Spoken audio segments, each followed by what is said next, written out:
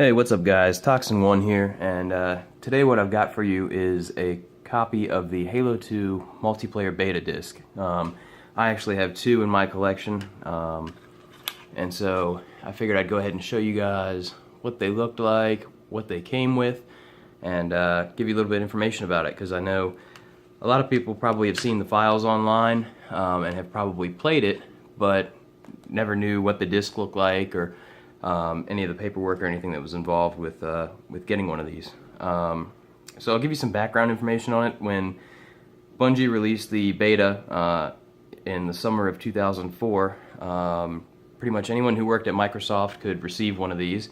They had to turn in an application, and Microsoft would mail them the disc along with some paperwork and everything included to let you know how to set it up. So I actually have those pieces of paperwork here, and they're worth a whole lot more actually than the beta, I believe, because when people got the beta, nobody really wanted to read the paperwork or even cared what it said. They probably just threw it aside and wanted to fire up Halo 2.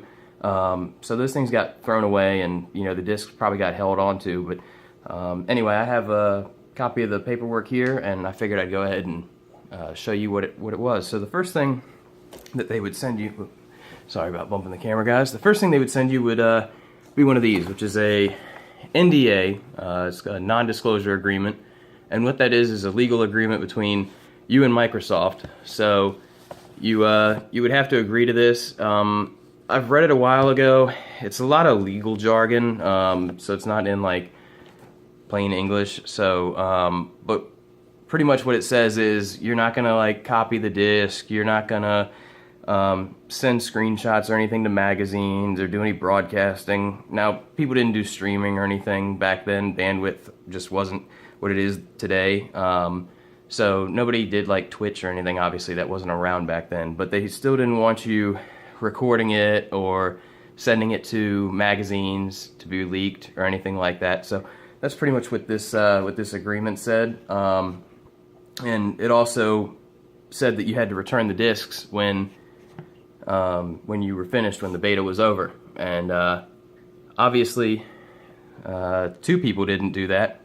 Thank goodness. I don't know whether they got in trouble or not, but I don't really care because I ended up with two copies of the beta out of it. So that's good. Now, I'll go ahead and show you the next piece of paperwork I have, which is actually the button layout, just pretty much showing you how to play the game. Now, the controls are all the same. They didn't change anything. This is just the default one. So if you've played Halo 2 retail default layouts, that's all this is showing you. It's not going to show you green thumb or anything like that. On the back, it's got, if you guys remember, these right here, they'd be over your teammates, and if somebody was taking fire or died, there'd be an X over the spot where they died at. So that didn't change. And from what I can tell, I went back and played Halo 2 not too long ago, and I believe some of the colors on these icons right here changed in-game, but I'm pretty sure they're all the same. So not a whole lot changed there. But I'll put up another video of the changes and stuff actually in-game of the beta on my channel, and kind of walk you guys through so you can see some of the changes that were made. Let's go on to the next piece of paper, which is a quick reference sheet right here. And that's just pretty much, walking you through how to set it up. Setting up a news group. For those of you guys that aren't familiar with news groups, because they're kind of old, a lot of old school guys don't remember what a news group is.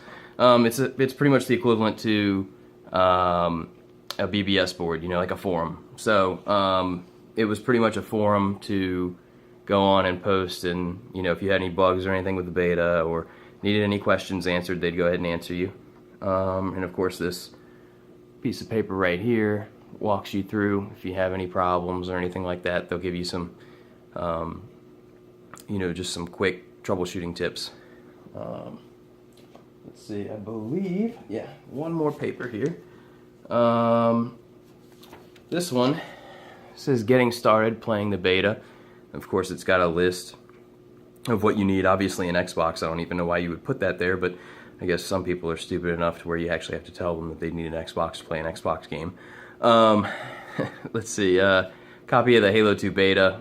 I'm not sure what the subscription code is. I'd imagine that was sent to the employee to receive the beta disc. Now, I didn't get these when the Xbox Live servers were still up, so I don't have a way of really telling whether you need a key to get onto the server. From the videos that I've found on YouTube, you did not. You just signed in like you did regularly on Halo 2.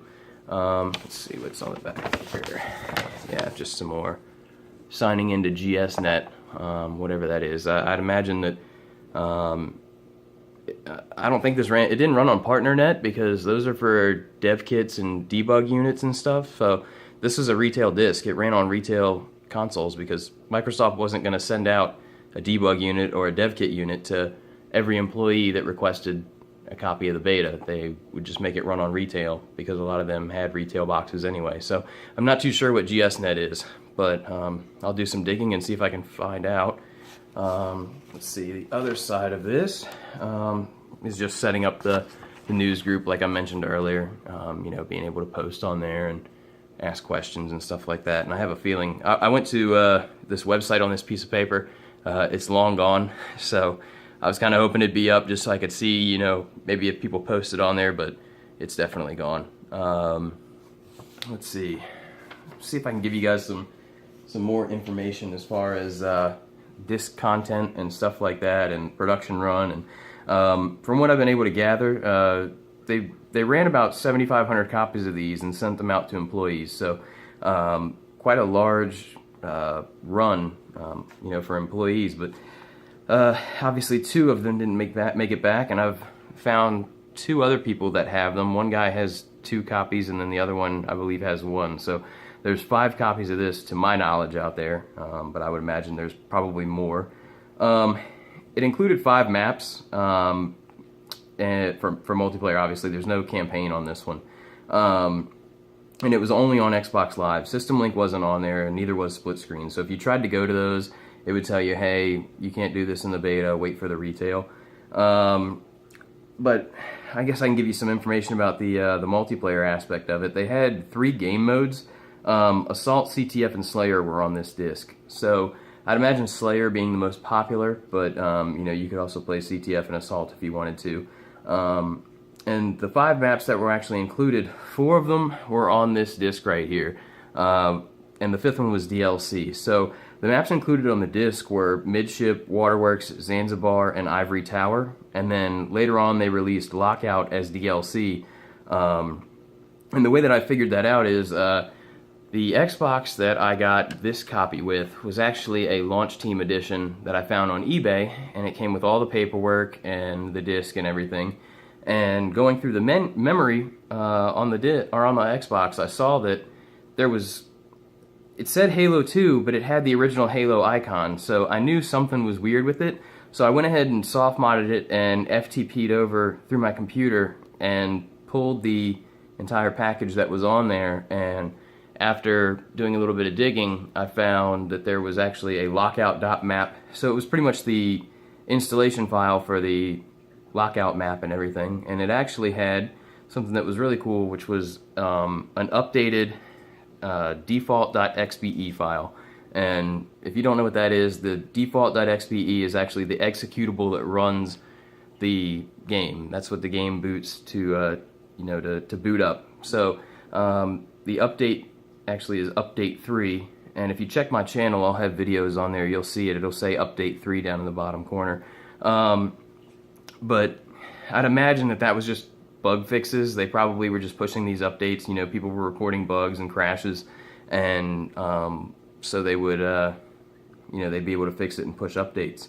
Let's see if I've got anything else in my notes. Yeah, by itself, this disc is, you can't really do a whole lot with it. I mean, you can put it into your Xbox, and your Xbox is going to boot it and let you go to the menu. It won't let you go even go into the menu if you don't have a network cable hooked up. It checks to make sure that there's an Ethernet cable.